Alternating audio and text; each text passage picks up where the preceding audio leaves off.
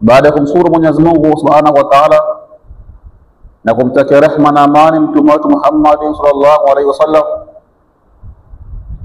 tupo katika muendelezo wa ayati mbalimbali ambazo aya hizi ukizisoma zinakujalia hifadhi, zinakukinga kutokana na uadui mbalimbali. Maelekezo haya tukiyatoa katika vitabu mbalimbali.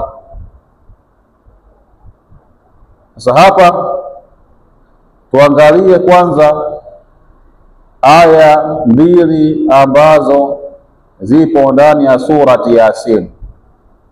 Surati Yasin hii ni sura ambayo ina mambo mengi sana, ina faida nyingi sana kama tulivyoambiwa. Hii ni qalbul Qur'ani, ndio moyo wa Qur'ani.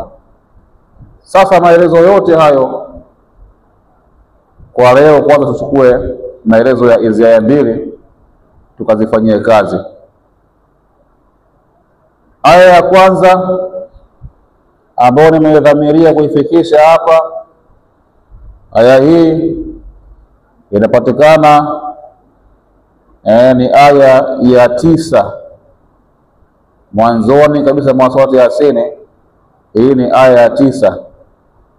Aya hii ukiisoma hii katika muda wa usiku, kadhalika inakupa amani kutokana na vitu vibaya, kutokana na wezi, kutokana na wote wenye kukudhamiria wewe dhamira mbaya.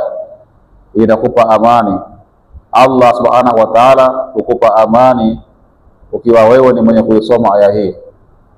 Aya hii inasoma kama ifuatavyo: a'udhu billahi minash shaitanir rajim, waj'alna min bayni aydihim sadda wa min khalfihim sadda fa'aghshaynahum fahum la yubsirun. Aya hii ukiisoma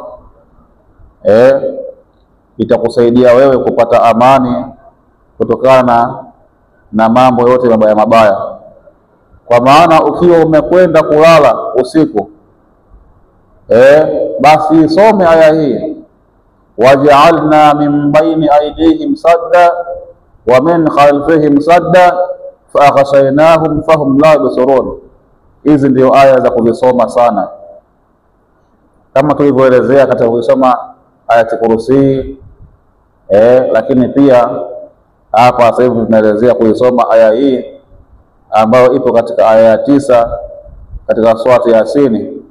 Tutaisoma kama ifuatavyo: waj'alna min baini aydihim sadda wa min khalfihim sadda fa'aghshaynahum fahum la yubsirun.